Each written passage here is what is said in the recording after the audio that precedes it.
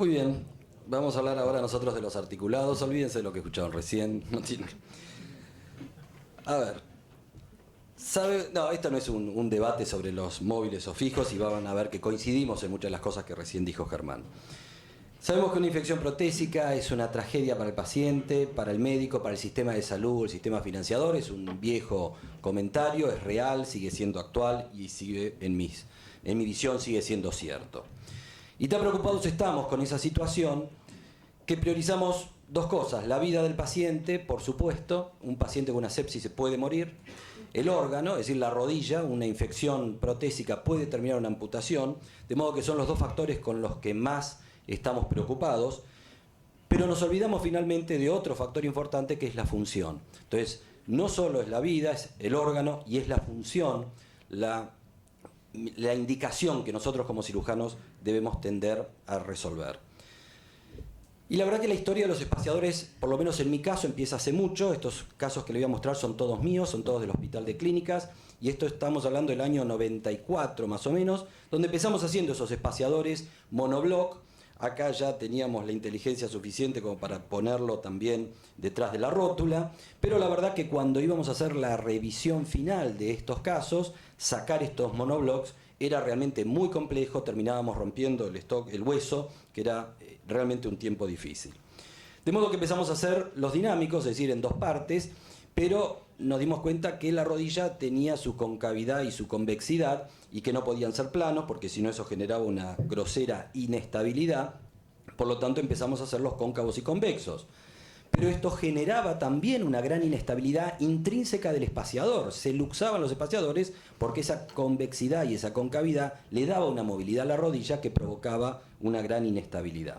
De modo que aún así estaban muy buenos resultados en cuanto a la movilidad de estos pacientes.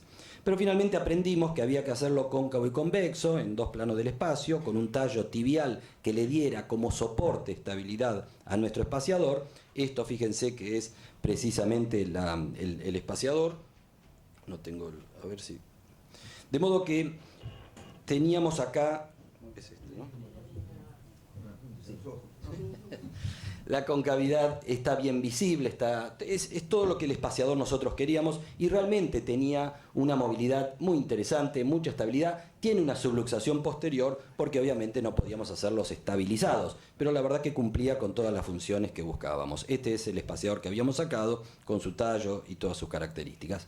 Después vinieron los espaciadores conformados, de los cuales no es el día, el momento de discutir si tienen o no indicación. Personalmente creo que sí, personalmente creo que tienen una indicación muy superior a los caseros por una cuestión de liberación de antibióticos. Reitero, no es el momento de debatir acá, pero una de las preguntas que uno tiene que hacerse es cuánto antibiótico se libera desde un espaciador. Es decir, yo tengo una esfera de cemento con antibiótico, ¿cuánto antibiótico va a salir de esa esfera o desde qué profundidad?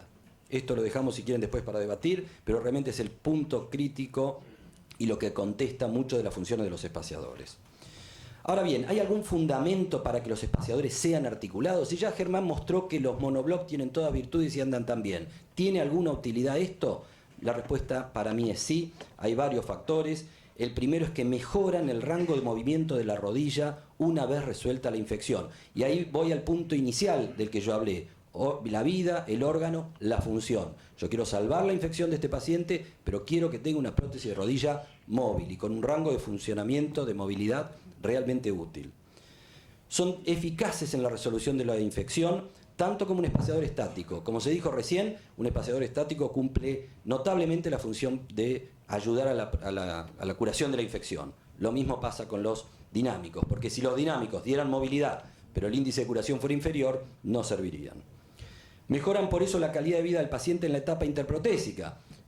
A Germán le preocupa que apoyen, y a mí también, pero además yo quiero que movilicen la pierna, yo quiero que tengan flexión, quiero que puedan sentarse, quiero que puedan acostarse, quiero que puedan pasarse a los distintos lugares donde pasa el paciente. ¿Por qué logramos una mejor calidad? Porque mejoran el trofismo muscular. Una rodilla que permanece en extensión lleva a una atrofia del cuádriceps ineludiblemente. Mejoran el cierre tegumentario en la etapa de revisión, precisamente porque la elasticidad de la piel en toda la cara anterior, al mantener la flexoextensión, permite un cierre con menor tensión y con menor hipoxia tisular. Y finalmente porque mantienen el complejo ligamentario lateral, el medial y el lateral, porque son dos ligamentos que en la flexión y en la extensión trabajan, se estimulan, y eso es algo que para nosotros es muy útil. No voy a mostrarles mucha bibliografía, pero déjenme mostrarles algunos trabajos. Este trabajo es uno de los primeros, publicado en 2002. No es el primero, pero es uno de los primeros con una casuística muy extensa, que básicamente lo que dice es que los resultados muestran que los pacientes con espaciadores móviles tuvieron un mejor rango de movimiento significativo comparado con los pacientes que tuvieron espaciadores estáticos. Y es muy importante los valores a los que ellos llegan. 107, 108 grados versus 93, 94. Hoy vimos un slide muy clásico donde se ve que para sentarse se necesita entre 90 y 95 grados. O sea que si yo tengo un paciente cuya infección ha sido curada con una prótesis definitiva, pero que apenas llega a los 90-95 grados, es un paciente que va a tener su rodilla curada, pero probablemente no se pueda sentar siquiera cómodo en una silla. Esto está publicado en 2002 en el Clinical Orthopedics.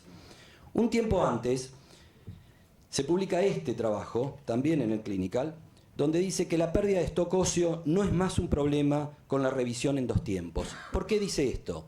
Porque precisamente los espaciadores estáticos, la hamburguesa, como se dijo recién, al tener una rodilla que apoya y que se relaja y que se aflojan los tejidos y se tensan periódicamente, genera un movimiento que hacen que se vaya comiendo el stock óseo en la zona de interfase. Con los móviles esto no pasa.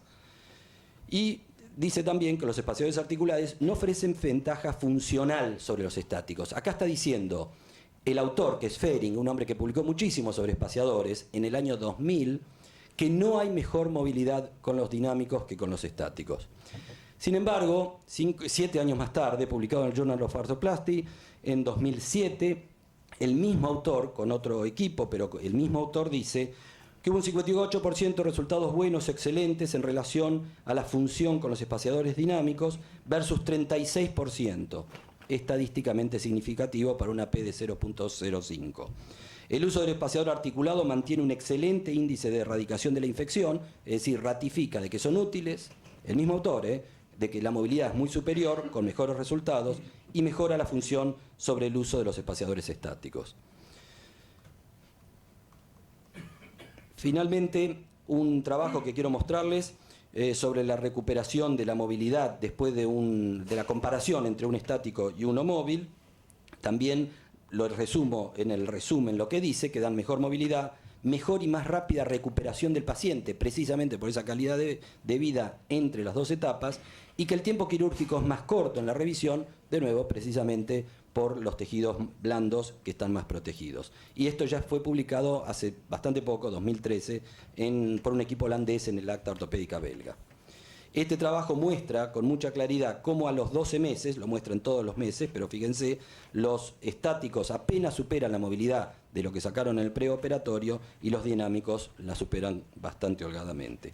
Y para terminar ahora sí, para dejar constancia de que este es un tema muy activo y muy presente del Ministerio de Salud Pública de los Estados Unidos, un trabajo que se está llevando a cabo en estos momentos, una comparación entre los espaciadores sólidos y estáticos y móviles, a cargo del Rush Presbyterian en Chicago, está precisamente buscando casos desde el 2011, el último fue incorporado, como dice acá, en 2016, hace pocos días, hace 10, 15 días, y este es un trabajo que termina, si Dios quiere, a fin de este año, y ahí vamos a tener también resultados muy interesantes. Muchísimas gracias.